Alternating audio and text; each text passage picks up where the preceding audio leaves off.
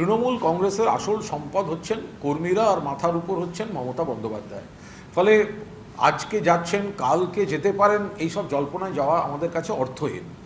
কিন্তু একটা জিনিস জেনে রাখুন, এই যে তৃণমূল থেকে কারুর দূরত্ব তৈরি করা বা তৃণমূল থেকে একটু সরে যাওয়া, এটা কোনো রাজনৈতিক শক্তি বিজেপি শুধু নয়, তার সঙ্গে পুলিশ প্রশাসনকে ব্যবহার করা হচ্ছে। ফলে অনেকে একটু চাপ খেয়ে যাচ্ছেন, যেভাবে তাদের উপর বা তাদের ঘনিষ্ঠদের উপর মামলা মোকদ্দমা, গ্রেফতারি, ভিত্তিহীন মামলা, পুরনো মামলা, এইগুলোতে তাদের একটু সমস্যা হচ্ছে। ফলে কোনো কোনো সময় আমি আপনাদের দায়িত্ব নিয়ে বলছি, যারা সাংসদ ওদিকে গেছেন বা যে বিধায়কদের বলা হচ্ছে, তাদের মধ্যে কয়েকজন একেবারে গদ্দার, মানে জেনেটিক সমস্যা, কিন্তু বাকিরা কিন্তু তা নন।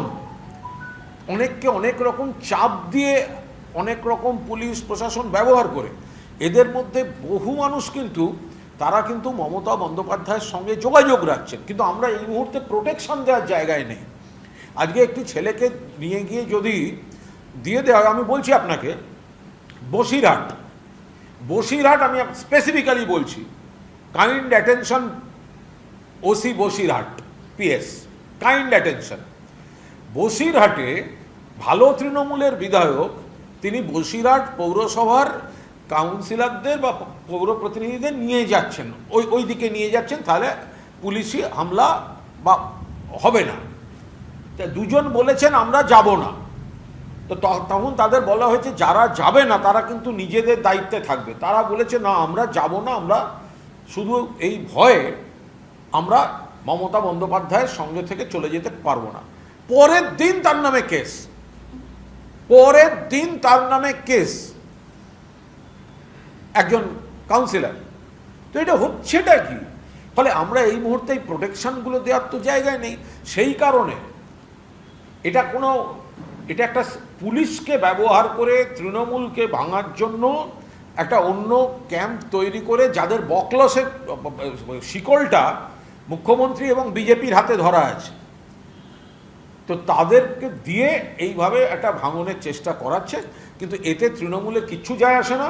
আর যারা গেছেন তারা কিন্তু আবার আমাদের সঙ্গে যোগাযোগ রাখতে শুরু করেছেন, তাদের কম্পালশনগুলো বলছেন, তাদের উপর প্রেশার, কে ফোন করেছে, কি ফোন করেছে। তো গতকাল পরশুও তো অনেকে ফোন পেয়েছে। এখন যারা ফোন পাচ্ছেন তারাও আমাদের জানিয়ে দিচ্ছেন, আর যারা গেছেন তারা বলছেন একটা ঘটনাচক্রে এসে পড়েছি, এখন এলাকাতেও প্রবলেম হচ্ছে, মানুষের কাছে বিশ্বাসযোগ্যতার প্রবলেম, কমেন্টস বক্স খুলতে পারছি না, সোশ্যাল মিডিয়ায় দু চারটে যা ছবি পোস্ট করছি লাইকে সব হা হা হা হা এসে যাচ্ছে। ফলে আমরা মানুষের কাছে খুব অস্বস্তিকর জায়গায় পড়ে গেছি। ফলে আমরা দিদির সঙ্গে যোগাযোগ রাখছি, এই চাপটা কেটে গেলে আমরা ফিরে যেতে চাই। যথেষ্ট বেশি সংখ্যক, অনেকটা বেশি সংখ্যা। যারা ওখানে সাংসদও যারা আছে তারা বলছেন আমাদের এলাকায় আমরা ওই অ্যান্টি বিজেপি ভোট পেয়ে জিতেছি, আর এখন গিয়ে বিজেপির কোলে দোল খেতে হচ্ছে।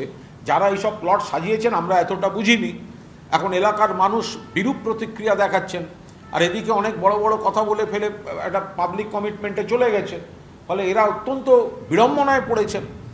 ফলে তারা মমতাদির সঙ্গে যোগাযোগ রাখছেন, আমাদের এদিকে চলে আসতে চাইছেন, এবং স্বভাবতই পুলিশ প্রশাসনের জন্যই একটুখানি পুলিশ যদি মানে পুলিশ এই গেমটা থেকে যদি পুলিশ প্রশাসন সরে যায়, তাহলে 20-র মধ্যে ওখানে 3 থাকবে খুব বেশি হলে ওদের দিকে, আর একটা পচা পরচুলোকে আমরা নেব না, ঢুকতে দেবো না, গেট থেকে ঘাড় ধাক্কা দিয়ে তাড়াবো এবার ফিরতে এলে।